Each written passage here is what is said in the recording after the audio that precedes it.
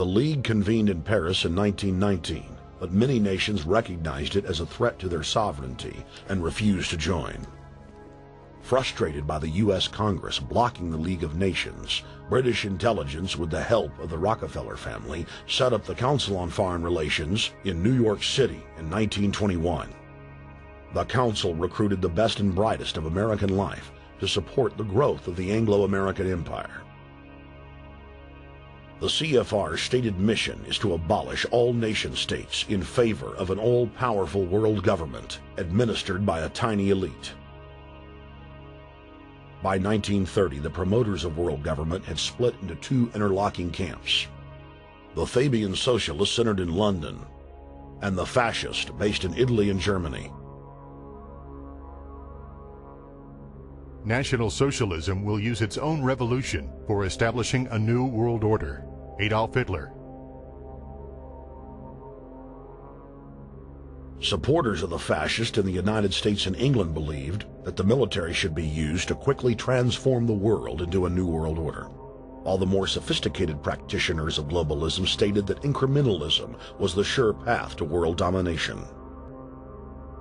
Congressional Medal of Honor winner Major General Smedley Butler went public in 1934, exposing an attempt by the robber barons to launch a military overthrow of the United States. The war hero testified to the McCormick-Dickstein Committee in Congress that some of the most powerful men in America had tried to recruit him to lead a military coup so they could set up National Socialism in the United States.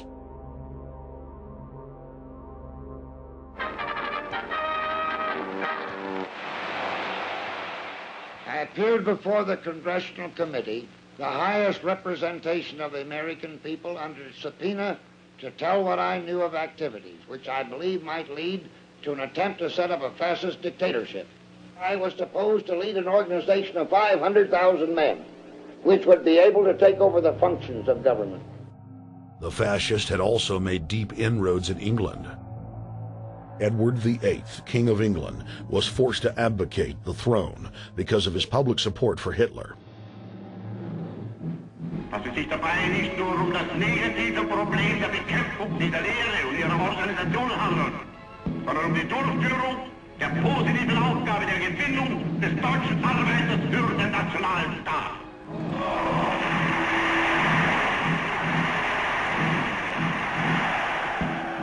Though the German-led fascist camp was strong, the Fabian Socialist bloc was able to maintain control of the U.S., Russia, and England.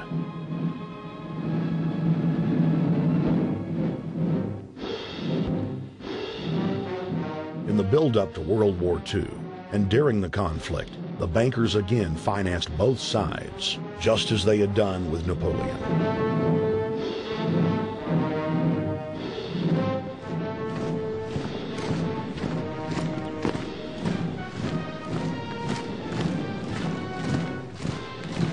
With the rise and fall of the Third Reich, Europe lay in ruins.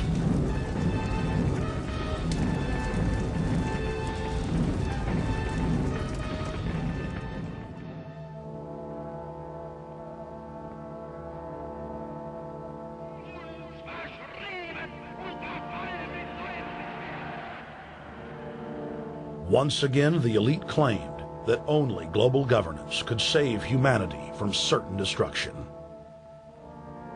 And this time, the elite would succeed in setting up their world body.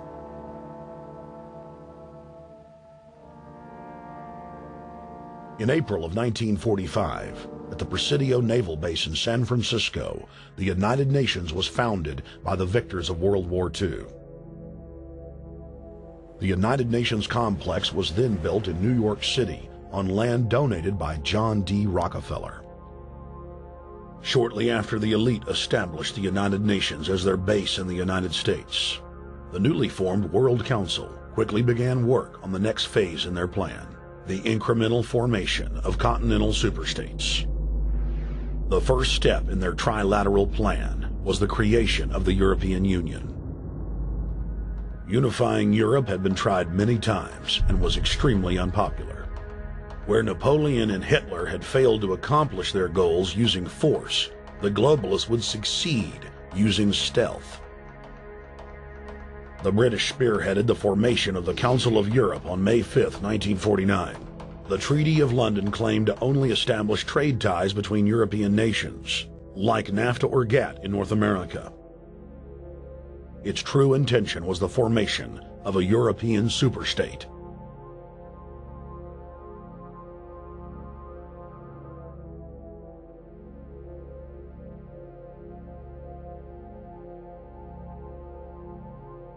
In 1954, the elite of the planet met in secret at the Bilderberg Hotel in Oosterbeek, Holland.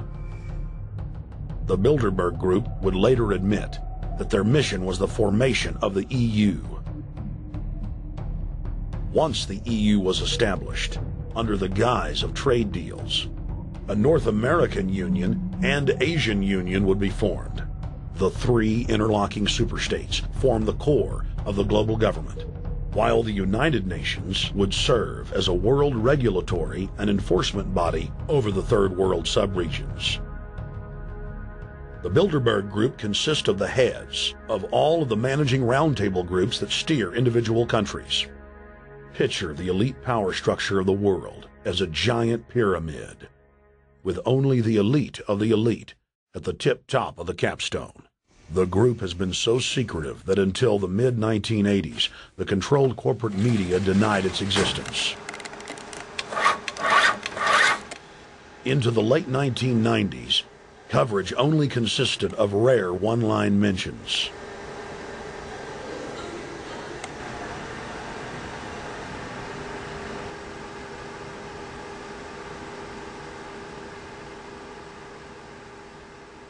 With the rise of the alternative media, their stranglehold on information has begun to slip. On the outskirts of the national capital today, black limousines with darkened windows converged on a hotel where private security guards imposed ironclad control.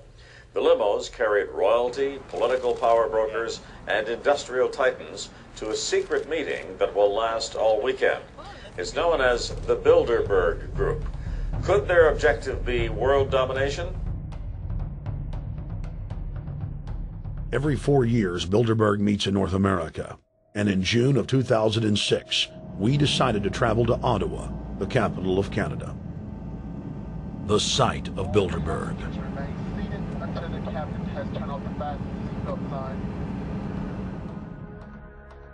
In Bilderberg's long history, many reporters attempting to cover the group have been harassed, detained, and even jailed. I jokingly reassured my cameramen that the horror stories we'd read about were probably exaggerated. I was wrong. We know reporters get detained at airports, people aren't let in. We know people get sent to the jailhouse for 3 or 4 hours. It happens every time. Well, it happened to Alex Jones this time. They admitted Bilderberg that they've had pressure put on them by the government to heighten security, and that's why all this happened. Yes, I was told that by 2 separate people. They scoured our records for hours yesterday and hours today, trying to find something on us, and of course there was nothing. It was just scary. I mean, I've been all over the world, and I've never seen anything like this. It was like hours of humiliation. And they said, "What are you here for?" And I said, "Well, I'm here to, cover the media, covering a political event. I hope to talk to some members of Parliament." I was answering all the questions. It was clear I wasn't a threat. It was clear I didn't have any criminal record. It was clear I was press. It was clear I was coming to interview people. They were going to deny me. They told me earlier that I was probably going to be denied, and then you guys showed up, and everything changed. So what's your plan now? My plan is to go out and try to interview Jim Tucker, try to go down to the Bilderberg Group and maybe catch some of them still arriving, and try to still make a documentary.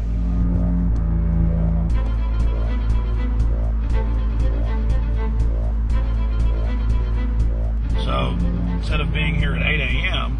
in the morning when the Bilderberg Group attendees, the 100 elite of the planet, start showing up, we're going to be getting here about 3:30 or so, and we'll see if we can catch any of the elites coming in.